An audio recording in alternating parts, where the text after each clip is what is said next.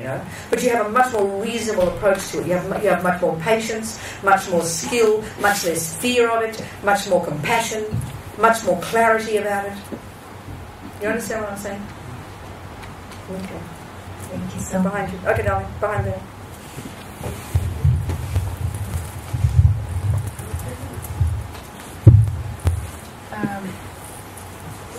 You said that the Buddha psychology Yes. looks at the mind Itself. in addition to the outside Yeah. Well, yes. Good way. situations. Yes. But I'm thinking about a baby. Okay, go on. Good. And I'm thinking about a baby's mind. Yes. How the I don't know, the external factors, Yes. how it affects him. I understand. No, I think it affects the baby. yes. No, I understand your point. It can almost change the mind. Yes. No, I understand your point. It's a good point. Okay. So. Okay. So Buddha's view is that this baby, you know, let's, I don't know, call him Fred. Okay? There's Fred, all right? And he's maybe a month old, all right? So this Fred, we of course tend to think, especially if he's our baby, we think we made Fred. He's totally, you know, he's a manifestation of me and my husband or whatever. And we really have this belief that he's just an externalization of myself. But the Buddha's view would put me simply like this: that this is a consciousness in there. There's a mind in there that is in this body only 1 month, but it's been in the body in your womb for 9 months, so it's like 10 months old. This mind has been in that body, but that mind came from before. It's had countless lives, Buddha would say. It's been a male, a female, old, young, fat, ugly, good, bad, you know, Lord knows what. So it's got a big, big history. So now, depending on what history it brings with it, this is the point that Buddha's making, and this is now getting onto karma a bit for you. And this is, you know, take this as your hypothesis, that we all come fully programmed, Buddha says, with everything that is us. All our potentials are there. All our potentials for what we will do, for how we think, our characteristics, our personality, our talents, our good qualities, our bad qualities. They don't, here this is the crucial point, they have got, in one way, nothing to do with the parents. The parents, you and your husband, let's say, gave Fred a body. You worked very hard for that egg and sperm to come together, okay? But Fred's consciousness, who wasn't called Fred before, due to many, many factors called past karma, a strong history with you, a strong relationship within the past from you, Lord knows, many, many factors come together to cause that consciousness to kind of, on autopilot, to find its way very definitely to your womb, okay? So it's come with its own, Fred has got his own agenda. So, you know, getting personal here, Hitler was not created by his naughty mummy. To think that some ridiculous Austrian housewife was the cause of naughty Hitler, but she must have been mean to him or something, or so a few Jews at school upset Hitler, so he went off and killed 6 million people. Excuse me. He came fully programmed with his characteristics from Lord knows what in the past. I mean, frankly, I find this the most interesting hypothesis. At least for me, it's an explanation. I'm not saying I believe it. I'm not saying I don't believe it, but I say I use this as my working hypothesis, you know, to explain people. So Mozart the same, you the same, Fred the same. There's programming there. So we can see if we use extreme examples, okay? Hitler and Mother Teresa, two classic extreme examples, one of a baddie and one of a goodie. They produce themselves. So that they came with their own programming, with their past actions, with their tendencies, and so we can look at Hitler's life, we can see the actions he did. It seemed to obviously, you know, express certain things inside him. Mother Teresa's work the same. So you could say in those extreme examples, the parents were just, they gave them a life, you know. You cannot say the way that Mother Teresa's mother treated her suddenly caused her to want to go off and be the most sacrificing person. You can't say that, you know, that Austrian housewife, Hitler's mum, you know, made Hitler. Extreme examples are good ones, I think. And I remember reading one time, years ago in the States, though, 2 kids, the Columbine kids. Remember those 2 kids? Went around and killed 13 people. Remember those? And I remember they were these kind of, everybody, the first thing people do is, it must be the parents' fault. So everybody looked to the parents, and what they found was 2 nice, white, good Christian parents. Nobody can find a fault with the parents, and it kind of infuriates us, because we assume the parents have to be the blame. You understand? But they were the nicest people. And you looked at these boys and their crazy minds, you saw the videos and their words, they were in their own complete insane land in their heads, you know. And it was evident, you can't point to most of the things their parents did. So if we only look at the external conditions, which is the usual view we have, to find the cause for why a child is, you can see certain things, you know. Of course, like, you know, if a father beats Fred, you get, oh, well, Fred's a bit sort of nervous and Fred gets angry now. That's because his daddy beat him. It could be this, but on the other hand, you're going to find children who were beaten but don't have much anger. So I've got using extreme examples again, I've got a friend. She's a Buddhist now. She was raped by her father, by the Alsatian dog, by the local men down the road. I mean, she said she'd lost count of how many times she was raped as a tiny girl. But nobody believes this, but she doesn't have much anger. She was crazy. She left her body. She had multiple personalities, but she's now pretty amazing. She's worked on herself. She's forgiven her parents. She talks to her mother on the phone. She thinks they're crazy, but she doesn't have much anger. It's just her nature, you know. She has other problems. So you can always see, so the Buddha's emphasis is to look into the mind of the person. So Fred, even if he's only a month, if you're really skillful, you'll look at him, you'll see he's impatient, you'll see he's kind, you'll see he doesn't cry much, you'll see his mind quite well there, even though he's only a month old. And then, of course, the way you treat him is crucial. You're like a gardener, you know, you've got to nurture this little plant. Do you understand what I'm saying? So you can't say the parents don't play a main role.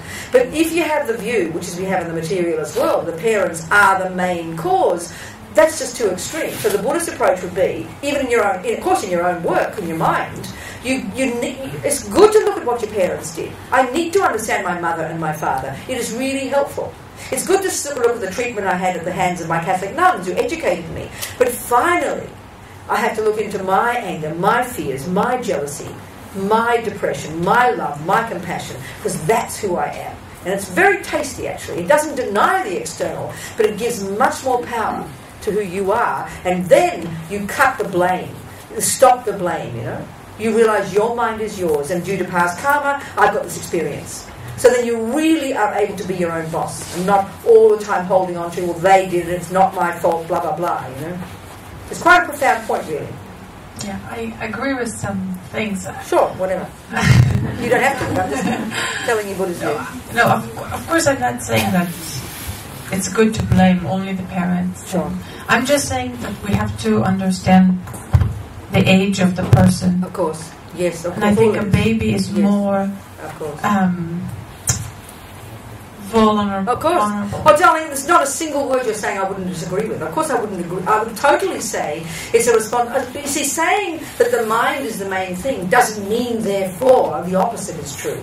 Therefore, the parents don't matter. It's not a question of either or. It's all I'm getting at is the Buddhist emphasis is on the individual mind. But from the point of view of being the parent, you don't think, oh, well, this is Fred's mind. You only do your job well. Of course, everything you do. Right. It makes a massive, it's extremely important from our side as the people who take care of others. Right. But if Fred grows up, Fred needs to take responsibility for his own mind. That's my point. Yeah, but of course, at some parents, point, when he grows up, as a month old, you cannot. Right. Of course, oh no, my God, of course not.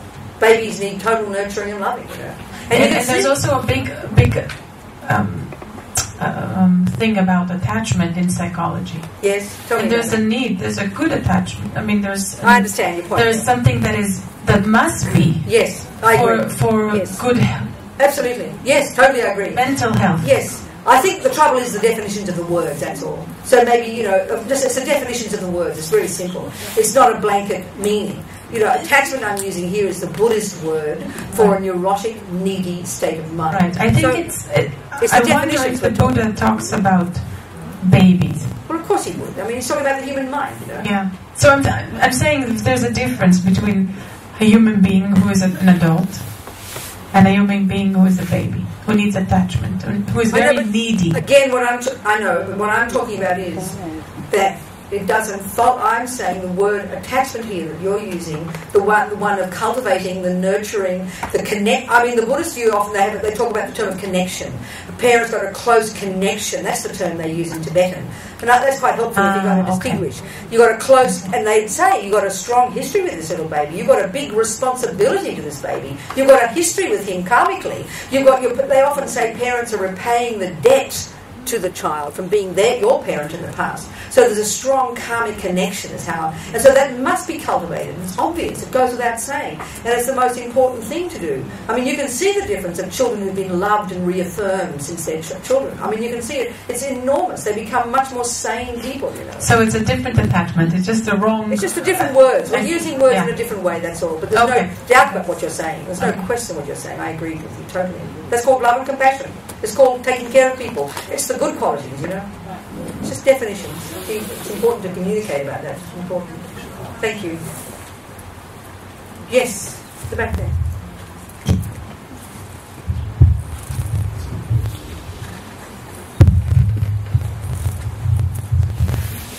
Hi. Yes. I really need to hear about compassion. Okay. Good. All right, let's talk. Okay. I wanted to ask, when I work with the endangered youth, yes. call it felons, yes. then to avoid judgment, yes. I say that they come from a very bad environment. Uh-huh. But what you're saying is that there's something essential when they are born. Yes, from past karma, the Buddhists would say, yeah. All the good qualities we have, all of our goodness, our kindness, our love, our wisdom, our compassion, our being good at music, our being good at mathematics, our tendency to kill, lie, steal, you name it. This is the Buddha's view. We come programmed with everything that we are, you know. And so, I was working for about 15 years, and still am a little bit, with people in prison, you know. And so, it's compassion. Okay, let's look at compassion. Really, in this Buddhist sense. Okay, it's a word we all use, but I think we probably have different definitions of it. So I think in the short term, okay. I think we tend to have quite a strong in our the default mode we have. I think in the ordinary daily life is the one of blame. Okay, and so we then would only have compassion. Usually, with this view, we only usually have compassion for victims, and of course they have to be innocent victims. And they have to be our people victims. You understand what I'm saying? So we're usually quite limited in our compassion. It's usually for people we're attached to who are our people and who are innocent. Okay, so that's pretty narrow, because then as soon as you're going to get a person you don't like and they suffer, we don't want to have compassion for them because they deserve it, whatever we say. You understand? So now let's look at the Buddhist view then, the big picture point of view. The view of the compassion is based upon this view of karma. So if we take this view as our hypothesis right here, that every living being, every dog, every human, every giraffe, whatever, is simply experiencing the very life that they've got, they're being a giraffe or they're being a human, that's the result of their past actions, their tendencies, their personality, their characteristics, their goodness, their badness, that's the past, that's the result of their past tendencies like that.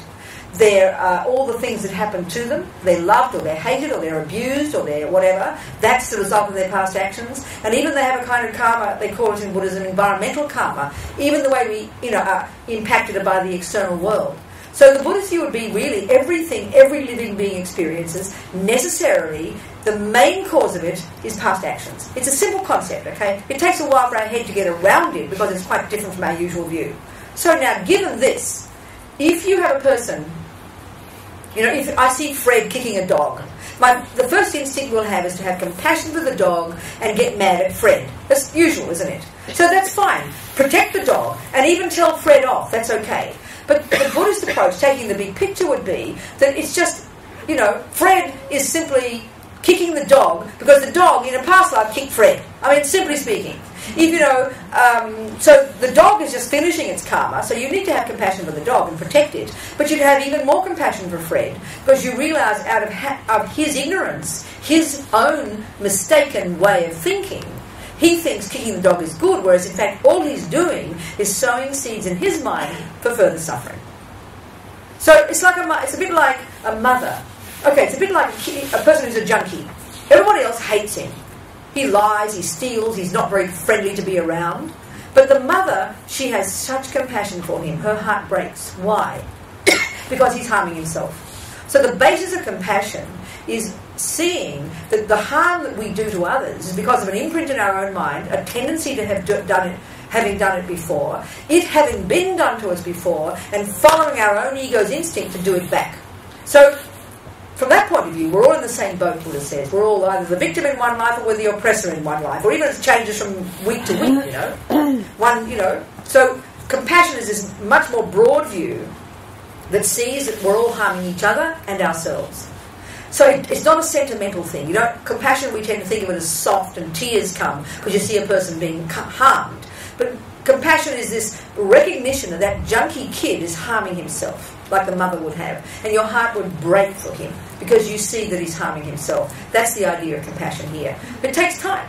So the Buddhist view would be that really only comes when we've done the first wing of the bird, the wisdom wing, where we've really learned to take responsibility for our own suffering and realise that this is the result of my past actions. So when we've really got sick of the suffering and I'm fed up with it and I want to change, it's like you then cultivate compassion for yourself because you realise you're sick of suffering. I'm going to stop killing, stop lying, stop getting angry because I don't want the karmic results of this. So it really does mean you have compassion for yourself. When you've got this, it's easy to have compassion for others on that basis, using that view.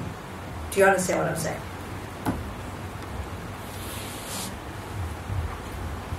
Yeah? I understand that this working hypothesis that you have about reincarnation is very important. Yeah, in the big picture point of view, it plays a huge role. It's a little problem. Yeah, no, it's true. It plays a big role in the big picture. I'm trying to give you the big picture here, you know.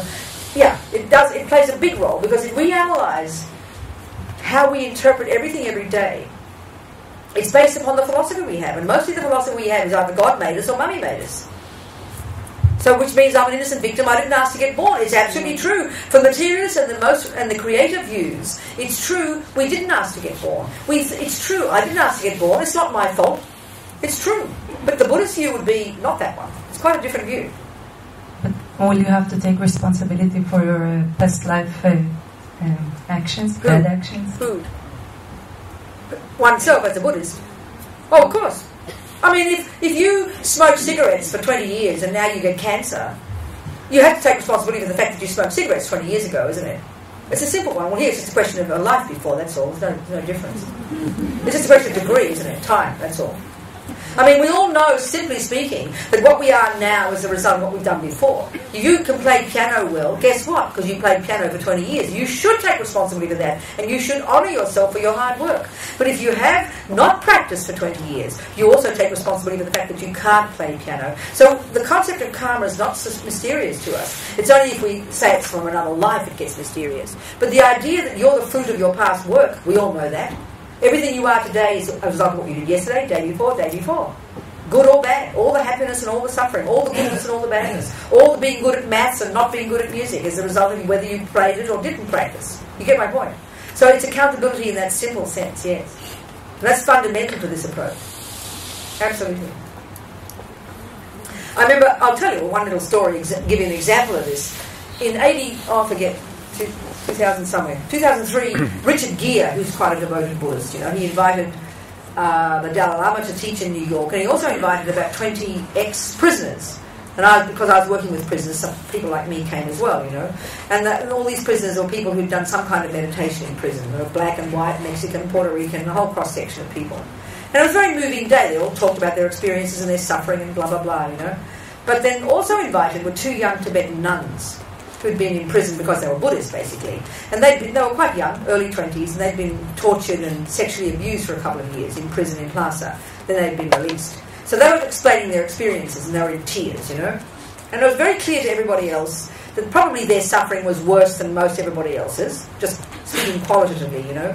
But what was also really interesting to everybody was very evident that they didn't have this usual kind of anguish and anger and why does it happen and why does it happen to me and this kind of rage and fear we have about the things that happen to us because we don't know why. You understand what I'm saying? One of our biggest reasons I think we suffer, if we have the view, and I'm speaking now from the philosophical point of view, if we have the view of being a materialist, which Mummy made you, or you have even the view that God made you, unless you have the view that everything's God's will, but if you don't, then you'd always be, why does this happen? Why is it happening? Why did I get bombed? Why is this happening? Why did I get raped? We are really freaking out with fear and confusion. Because we don't have a way to explain it. Are you seeing my point? So that's often the basis of so much of our fear and so much of our suffering, and of course why we get angry. So these 2 young women, it was really clear they weren't angry. They weren't angry, and that's a very unusual thing for us. It doesn't make sense to us to think why they're not angry. They've been abused, tortured, you know. But they said, in the end, they said, and of course, we had compassion for our torturers because we realised we had harmed them in the past. So that's their default mode. That's their view. You know, that's what a Buddhist has. They're brought up with this, that's their view, and that's the basis of their approach to life. So this is the consequence of that type of approach. It's a big thing we're talking about. Do you understand? And it doesn't come easily. I mean, I was brought up as a regular, you know, I was feisty and angry and shouting and yelling, and I'm an old political radical lefty, beating up everybody and shouting and yelling and blaming the world. So, I mean, for me, it took time. It's taking time because, I mean, I have some confidence in this approach. I like this approach. It makes sense to me as a view, as a philosophy. I'm using it as my hypothesis, like I said, and I'm, you know, so far so good, content with it. But it really got to put your money where your mouth is. But I'm seeing a little bit of progress in myself. So, you know, if you see progress, you keep going, don't you? Hopefully. Someone else. Yes and yes. Here, Mike. No, I don't need a mic. Oh, darling, I know, but I think the recording does, but never mind. I'll repeat what you're saying. So we come to the world for a God. This is, well, it's a way of saying it, yes. And our job is to know ourselves. Absolutely, that's now, right. How do we know that we know the right thing? Well, darling, if your job is to learn music or cooking or tennis, how do you know it's the right thing? It's a simple question, so you give me a simple answer. How would you know what's right? If in music or tennis or maths? Because it's the same question. How would you know? You what? If I practice. Yeah, but you need to get a good teacher. You need to do your market research. No, you need to be careful who you get as your tennis teacher. Because, you know, there are a set of laws about tennis, how to play tennis well. There's a set of laws about the world, about gardening, about everything. Well, this is just a set of laws. I mean, this is just, Buddha's view is just a way of presenting the world. So that's why I say take it as your working hypothesis. It's arrogant to say he's right. I'm not going to say, oh yeah, Buddha's right and you're wrong, but I'm going to use it as mine, as my basis, and I'm testing it and working with it every day. That's all we can do. You know, so I have to learn what Buddha says the mind is, what Buddha says this is, what's that, and then I look into myself and I see them and I put them together. So if the result comes, he says the result of doing this will you become wiser and kinder and more loving, less neurotic. Well, if that's the result, then you're on a good wicket. Stick to it. It's a relative thing. It's a conventional thing, not some absolute truth. You know, it's a practical thing. Does it make sense what I'm saying? Mm-hmm. Yeah. So it's up to us. That's why it's not a question of believing it. It's a question of you're the boss, you know, not Buddha. You're the boss. So you take that tennis, you check the tennis players, you check the systems, you check the gardening, you check the cooking, you check the system of explaining the world. There's no difference in one way. It's up to us, each individually, and then to see what works for us. Because the bottom line of practicing cooking is you could get cakes. The bottom line of practicing a spiritual path is simply that you become a better, wiser, kinder person. So if you can see that result coming, good enough, you know. Do you see my point? Yeah. Yes? Can you talk a little bit, how can we change our... Push the button up, darling. Every mic in the world is the same. You put the button up. Go on. Can you talk a little bit about how can we change our bad feelings? Try and put it up. Try. I know. It did work before. I heard it. There you go. There you go. That's it. Okay. Go on, darling.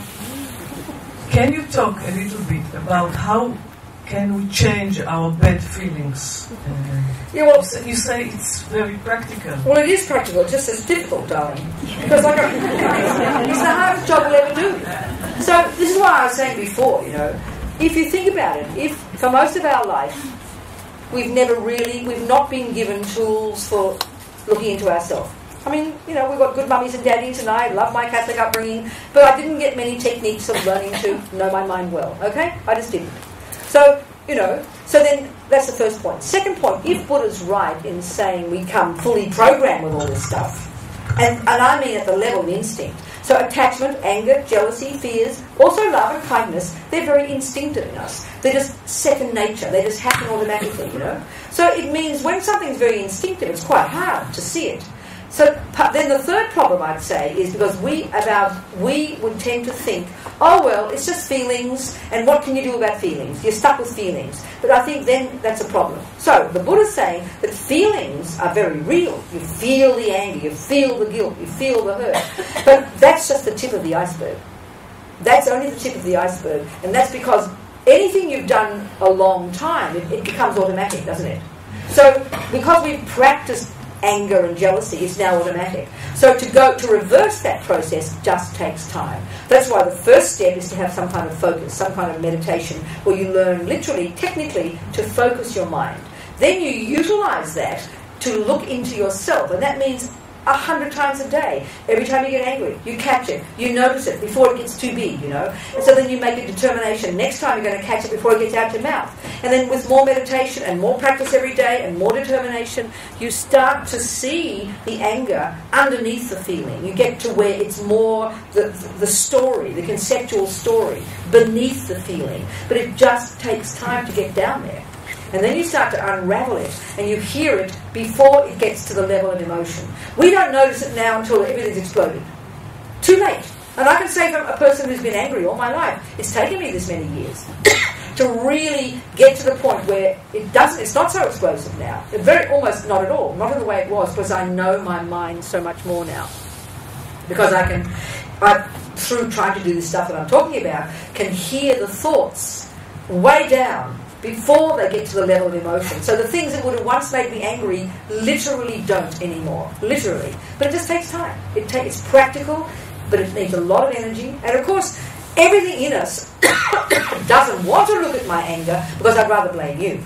So we've got to really have the courage to want to know that, yes, Fred might be bad, but I've got a problem, and that's called my anger. You might be wrong. You might have harmed me terribly. There's no denying that. But it takes effort to leave you alone, get out of your way, and look into mine. It really takes effort. We've got to have to want to do it. We've got to see the logic of it and know the benefit, you know. So it takes a lot of will, a lot of effort, and a lot of hard work. But because it's a doable thing, that's what I meant by practical. It's not mystical. It just takes time. Like I'm saying to him, we just have to persevere, you know. It takes time. It's a real struggle, but it's doable. That, for me, I can say with confidence. Does that make sense? Yes, Diane. I need your water, I think. Thank you. Yes. Okay, my question is like this. If you take two individuals, one with it's called a good past life karma and one without. Yes. Does the Buddhism say that one of them will be able to just make his well-being better and the other one can be enlightened? Or do they have the same potential of being enlightened?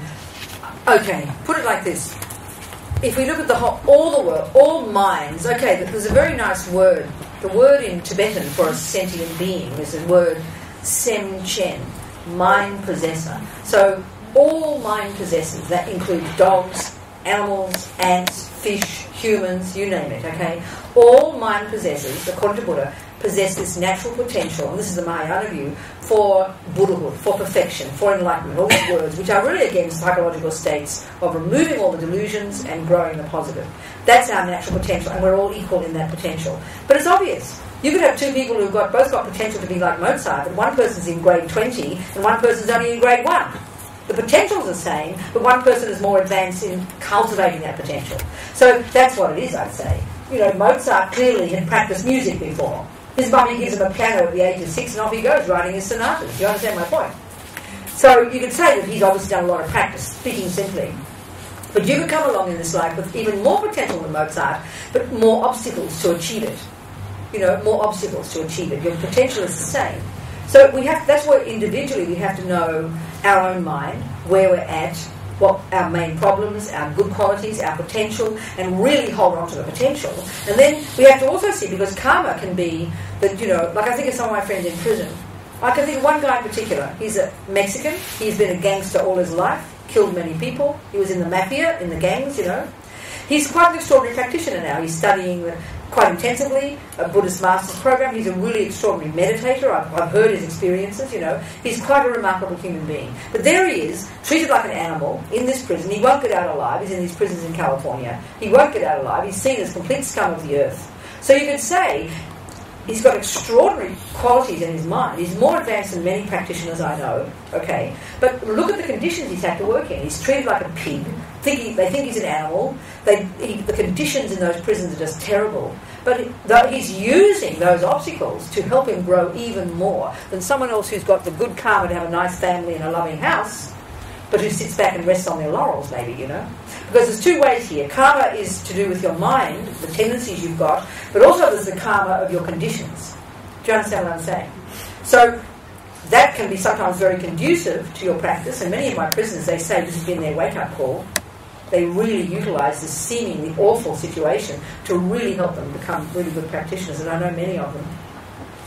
So it's just different things, you know. So the potential's the same, but it's a question of what obstacles you've got, what your own mind, and where you're at in that potential. That's why we have to have a lot of introspection and a lot of clarity about exactly what we are, and then again also taking responsibility for what our condition is. We created it due to past actions. You know? Does that answer your question? Mm-hmm. So you mean that with the right work? Yes. Mental examination. That's right, exactly. Both people with bad karma and good karma can achieve. Oh, absolutely. There's no question. Of course. So there's my friend, you know, there's Henry, this Mexican, with terribly bad karma insofar as being treated bad. He's been, and very bad karma from the point of view of what he's done, killed many people, been quite heavy, but extraordinary in what he's doing with it. Extraordinary, you know, what he's doing with it. And another person can be born in this life with good qualities and a nice family, but not do much with it. Just sort of float along, you know. So sometimes, like they said, I mean, one of the commonest things some of the prisoners say is their wake-up call. We all know in our own lives when things go bad, when the husband leaves you, when you get cancer, that's the wake-up call. We often make far more progress in those conditions because we're such junkies for getting things nice. But when things go bad, it sometimes can be very good for us. It doesn't follow we'd like it to be this way, but often we need these wake-up calls. You know? Yes, take the mic.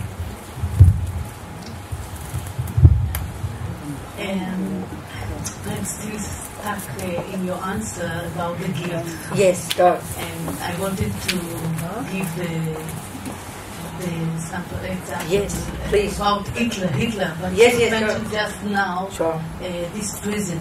Yes. So, if he said that he feels guilt, you give him the same answer, like you said that he killed so many people. Oh, this guy? Yes. Yes.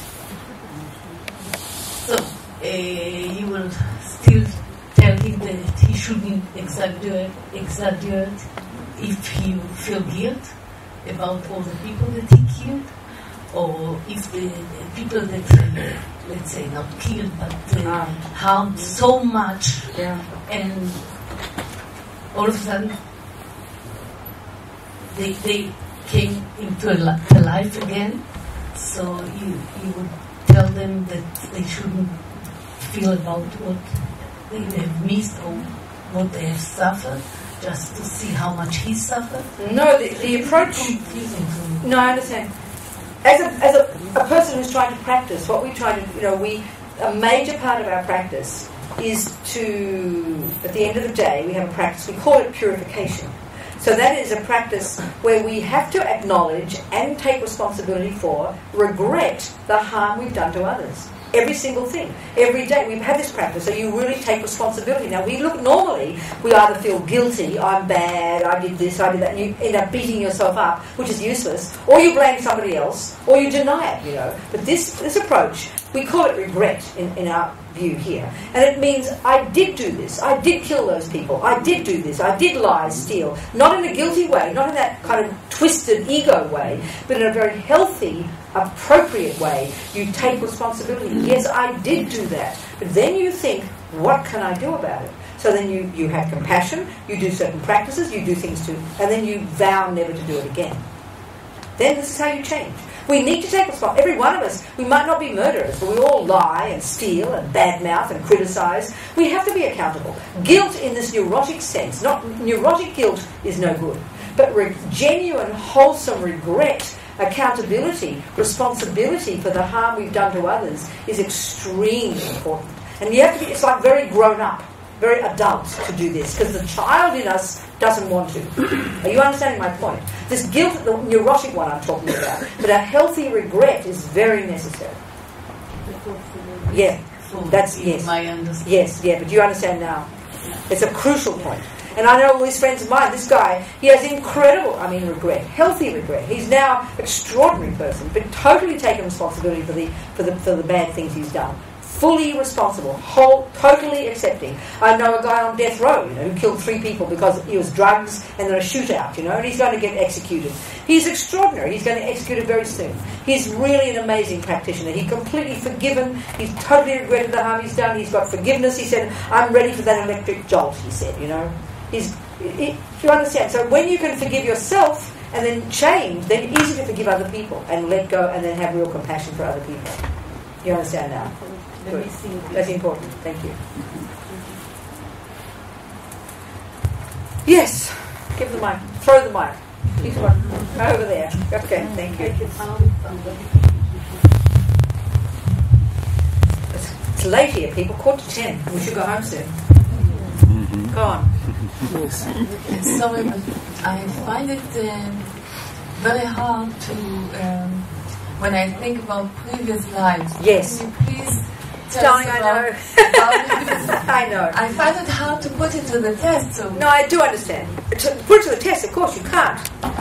No, you can't at the moment. Okay, just in answer to that point, I think we need to stop soon. It's getting late. We're going to go into this in the, weekend. When? Tomorrow? What days are we doing?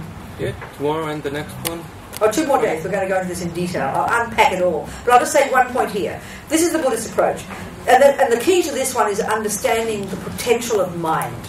Okay, so the way we think of mind in our culture is it's the concepts and feelings and thoughts. But it's just the tip of the iceberg for the Buddhist view. The Buddhist view of mind, which is the same as the Hindus, through these meditation techniques, these very skillful concentration psychological techniques, one can go way beyond the gross conceptual to a much more subtle, more refined level of consciousness, which of course in the materialist world is not even posited as existing.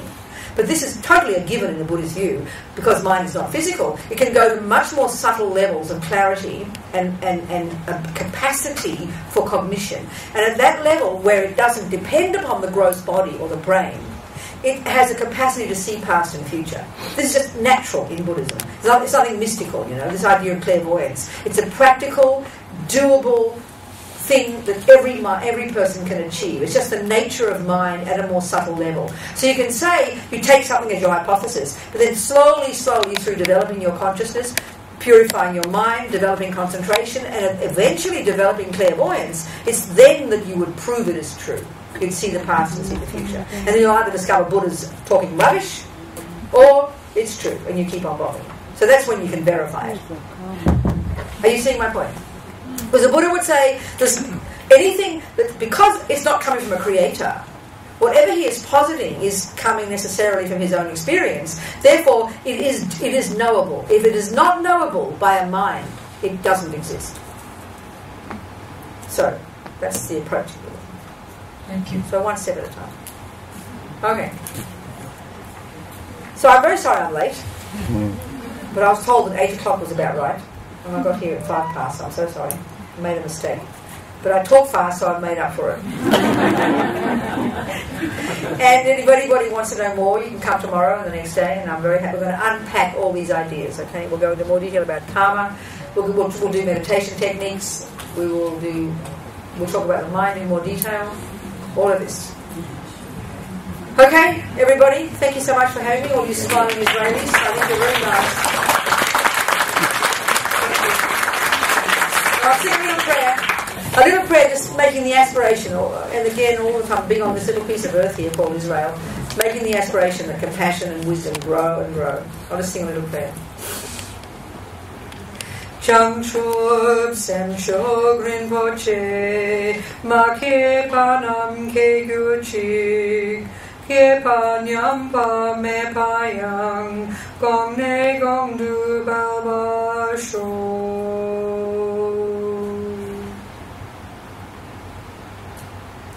All right. Thanks, everybody. Thank you very much.